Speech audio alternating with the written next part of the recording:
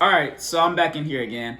So it's been about a couple of weeks. I've just been extremely, really busy. I've just been I'm working on learning Spanish right now. I got a test I'm studying for work. And I also been working out and stuff like that. And it's just been a busy process. But let's get into it. Let's no further ado. So we're still going with the series that I've been talking about, the different stages of divorce grief. And one of the main things is last time we talked about the first stage, which is denial.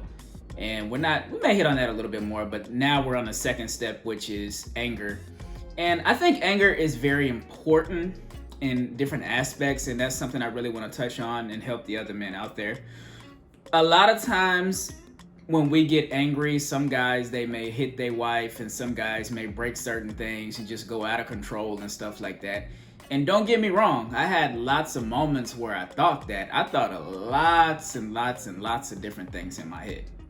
But a lot of that stuff I didn't do, and a lot of it just has to do with me just always being a very calm person. And I think that's so important that you always, no matter what the situation is, as you're going through the process, you want to always try to stay as calm as possible.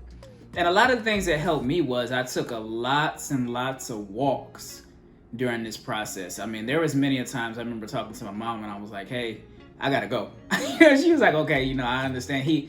I took lots of walks in the park throughout the neighborhood and different things like that. And it's something that really helped me. And it's something that I think can really help you too. And then the major thing that I always tell people too is no matter what the situation is, number one, I always prayed in the morning and I always made sure I read my Bible just to ask God just to lead and guide me in the right direction. And that's something still to this day, no matter what the situation is, I'm always praying to make sure that, hey, God, I tell you, hey, I don't know everything. So I try to do the best that I can do. And then I pray in order to get the proper leadership and guidance that I need in order to get me to the next level or get me throughout the day. And it's a very important process.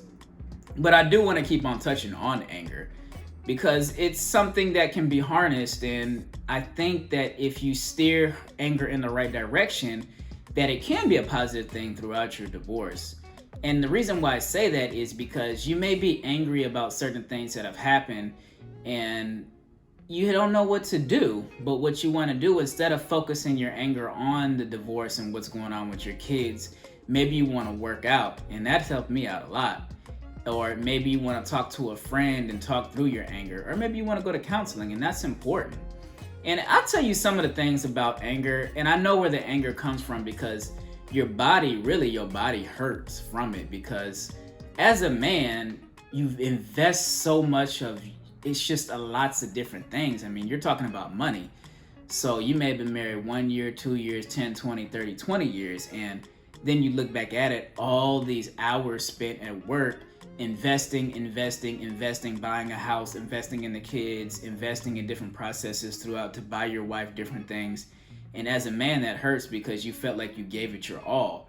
And you're like, wow, if I file for a divorce, that's crazy because it's like I invested so much time. Or you see that the female's filing for a divorce. And just to note, 8 out of 10 times a woman's one most of the time filing. So you're talking about 80%.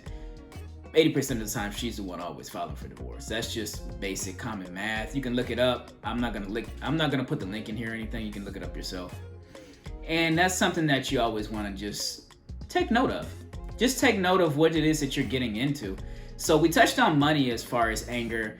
And then you're going to be angry if you have kids because you know that the child support is not so much a big thing about paying it. That's not necessarily where the anger comes from.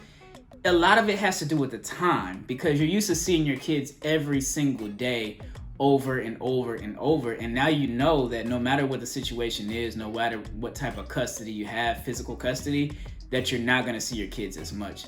This is why I always, and I'll probably push for this for like as long as I live, always try to do 50-50 custody, some type of week on, week off, every 2 weeks, something like that. I've seen people with a week on, week off. It always, in my opinion, that is just the best way to go because it gives equal time to both parents for the kids. It's beneficial for the kids because you have a good amount of time with the father and then you have a good amount of time with the mother, which is equally, and it's acceptable. And my kids, they liked it when we had temporary custody. I mean, hey, I can't do everything. I tried to keep going for week on, week off custody, but hey, I mean, the courts, you know how it is. The woman tries to act like she has control over the kids when you go through a divorce. But truth be told, at the end of the day, if you're going through the court process and stuff like that, it's sad, but I'm going to be honest. The person that really has control at that point is the court. And it's like, you know, you had these kids and they're your kids, but you don't even have any control over the situation. So that's one thing. And it could be another thing is that you have a house and you feel like you invested so many resources in upkeep of the house. As far as investing money and maybe buying a sprinkler, you also could have been doing some type of construction or remodeling of the home. That could be something that you think, okay, I spent so much time working to invest in this house, and now I see that I'm not even going to be able to live in the house that I've invested time in. And the female, she may get the house, but majority of the time, I don't know the stats on that, but I will say I think it's probably even still somewhere around 80% of the time. Majority of the time, the house is being sold. But it's not necessarily the guy that wants to keep the house. A lot of times it's the woman that wants to keep the house and then keep the kids. It's one of those things, a lot of delusional Western, what we call Western women and delusionalism that they live in. And you may be angry because, you know, you felt like you gave it all to this person and they just kind of throw you away like you're a piece of trash. And I mean, that's just facts. That's just the reality of the situation, that sometimes that's how we feel as men because we've put in a lot of time and effort, and a lot of that stuff happens. I mean, I remember I would be at work or holding a pen or a pencil, and I'd just be like gripping it so hard because I was just so angry. I was just so pissed off because of the amount of time that I invested. It wasn't even so much the money. It wasn't even so much the kids. Kids was part of it. That was pretty high up there, but the most valuable thing on earth is time. You cannot get your time back once you spent it. This is why they always say, I'm spending time. Time is more important than money. I mean, every single thing that I can think of, because you just can't ever get it back. And that was the biggest thing for me being angry, was the amount of time that I had spent investing in the relationship, trying to get things to work. And don't get me wrong, I wasn't a perfect husband. I mean, name somebody who is. Nobody's perfect. So we always try to make adjustments in different things and make improvements. And that's just the fact of the matter. But the case is that, I mean, you're gonna be angry about what's going on, and maybe she even found somebody else, the female, I mean, your ex-wife, maybe she found somebody else, and that's gonna make you angry. I mean, I remember being in that situation too. I mean, being mad and frustrated and irritated. And I mean, I had lots of thoughts. I mean, crazy thoughts, like going to another country, never coming back. I thought about, man, if I just jump off this bridge or something, it's just over. Or if I just go kill myself, it's over. You know, I had so many different things. I mean, I thought about just like beating my ex-wife, beating her to death. Just all kind of different things would go through my head. And none of it I ever did, because I just always just stayed focused, and every single time something negative would come into my mind, I tried to switch it and turn it into something positive. That way I was able to just keep going with the day-to-day task. I mean, it was rough being angry like that. And then on top of that, I started losing weight. I'm losing sleep and stuff like that, because this is a new experience and something that I never thought would happen to me. It was always an idea in my mind that it was like I never wanted to get divorced, and it was like the thing that I was so scared of that I never wanted to happen. And I mean, we'll get to it as the series continues on and we get to the end of it. But I come to find out at the end, when it was all said and done, I was like, wow, you know, divorce is just not as bad as I thought it was going to be. And I tell people that it went almost 80% of the way that I thought it was going to go. And I thought I was going to be like devastated. And I think if you do proper healing through the process, that you'll be okay. And I mean, I know how the anger feels. I mean, you're angry at your ex-wife. Sometimes you may be yelling at your kids. You're yelling at people at work. You're mad. You might drive erratically and stuff like that. You may want to go out to the clubs or party. You're drinking or something. And there's just so many different things that are going on. This is why I tell guys, don't make any permanent decisions in a short term. Just try to go for long walks, spend time praying. And that's the thing. I want to give you solutions. I want to give you solutions to get you to the next step. I don't want to just keep talking. And the solution I would say to your anger is that, number one, put God first, pray. That's the first thing you need to do. And then second of all, read your Bible.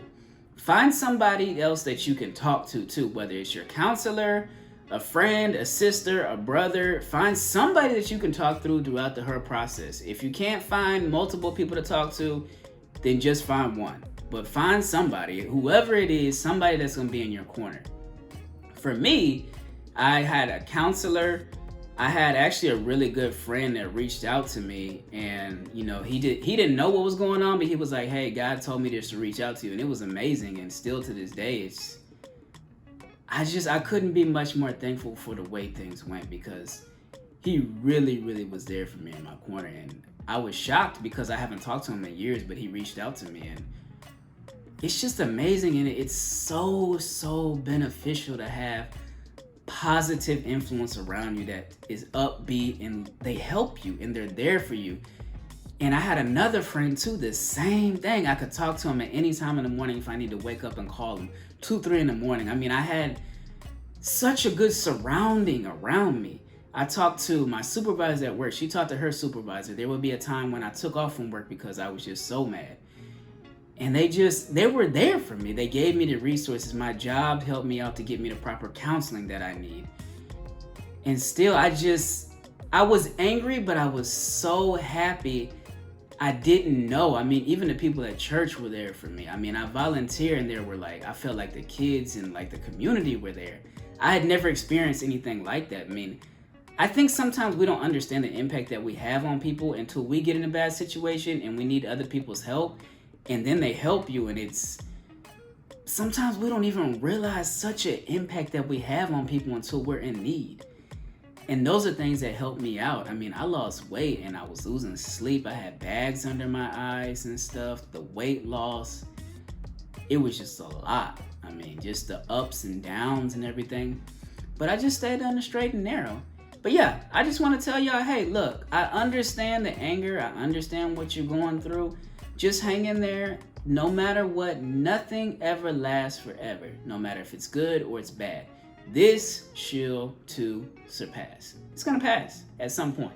So just keep up the good faith and just continue to try to stay as positive as you can. And that's important. All right, so I'll see y'all next time.